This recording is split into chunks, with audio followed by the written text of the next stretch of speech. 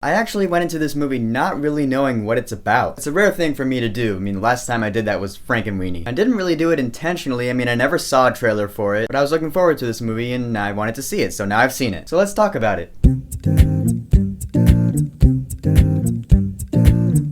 Hail Caesar! I had to say it like that. So Hail Caesar takes place in the 1950s. We have Josh Brolin. He's the head of a major movie studio, and he's making this major motion picture called Hail Caesar, and it's starring an actor played by George Clooney. And one day while they're shooting this big movie, George Clooney gets kidnapped by a couple of guys. They contact Josh Brolin. They say, hey, give us $100,000 and we'll give you your actor back. But really, that's one of the main stories in this movie. This movie actually has a lot of subplots. This movie is ultimately satire about the movie industry. First of all, I love movies about the movie industry. You know, movies like Singing in the Rain and The Artist is like one of my favorite movies ever made. Movies that give you a behind the scenes peek at how movies are made from the business point of view. I love movies that are not afraid to do that, and this movie did a really good job with that. Now, the acting was really good in this movie, and there are a lot of big name actors in this movie, and if you're looking forward to seeing a lot of these big names in the movie, you might be disappointed because some of these names are not in the movie that much. Jonah Hill's in like one scene in the movie, Scarlett Johansson is in like 2 scenes. Makes me kind of wonder why they were cast, but Josh Brolin was really good in this movie. He's a really good actor. I mean, shit, he's gonna be Thanos. Most of the movies he's in, he kills it, so it's no surprise that he kills it in this movie. George Clooney was really good, again, no surprise. But getting back to it though, why are these big name actors in the movie like for 2 scenes? I mean, you look at Jonah Hill, I mean, he's in 1 scene and he plays no one real special. His character really could have been played by anyone, maybe someone who's trying to get his name out who's new to the acting game. But no, instead we have Jonah Hill for I don't know what reason. However, I really like Channing Tatum in this movie. Again, he's only in a couple of scenes, but his storyline is like one of the funniest in the movie. I mean, he had the whole Singing in the Rain big musical number in this movie, and it was really fun to watch. I had a lot of fun with that scene. The guy's got a lot of talent, what can I say? And that's the thing about this movie, is that, yeah, there are a lot of subplots in the movie. It's very non-linear. I mean, the story goes all over the place. You know, we have this scene, and then this scene, and this scene. None of them really have to do with each other, except for the fact that they all make fun of the movie industry somehow. But I really like that. I was enjoying myself. You might get a little lost or confused, but it's never to the point of, oh, the movie just loses me entirely. Plus, the movie's narrated by Michael Gambon, and it was good to hear Dumbledore's voice again. That's never a bad thing. So Hail Caesar was a really interesting look behind the curtain of the movie industry. It had really good acting, a really interesting story. I like the unique flavor that this movie has. It really worked for me. But some of these big name actors in these minor roles, they should have been played by people who are less known. But in the end, I will say, go see this movie while it's in theaters. So Hail Caesar, have you seen it? What did you think about it? Whatever you think, go ahead and leave a comment. And